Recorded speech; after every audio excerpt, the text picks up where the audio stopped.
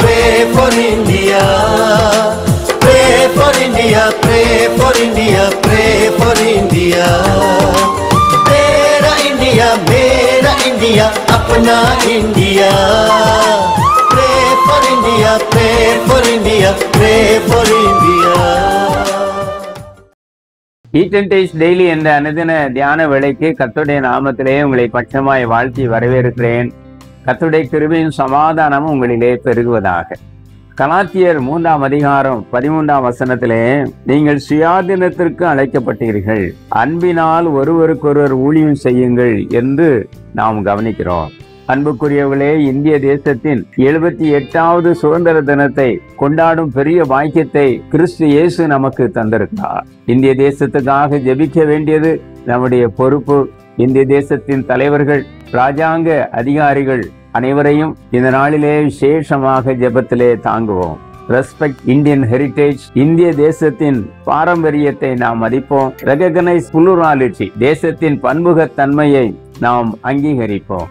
இந்த வசனத்திலே 2 காரியங்களை கற்றுக்கொள்கிறோம். ஒன்று, லிவ் இன் ஃப்ரீடம். சுதந்திர வாழ்விலே நாம் வாழ வேண்டும்.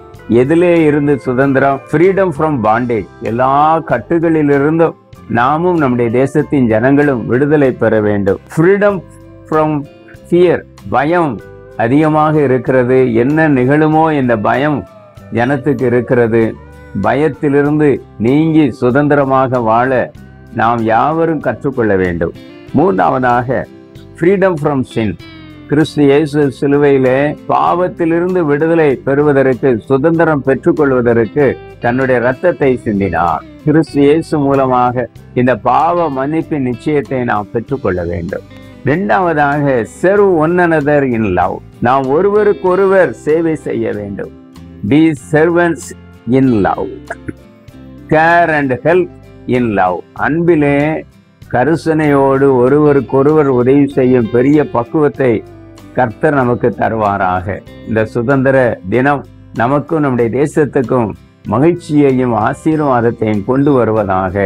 ஆமேன். வில்லியம் பார்க்லே என்ற மகான் 1907ஆம் ஆண்டிலிருந்து 1978ஆம் ஆண்டு வரை வாழ்ந்தவர். 70 வயது அவருக்கு.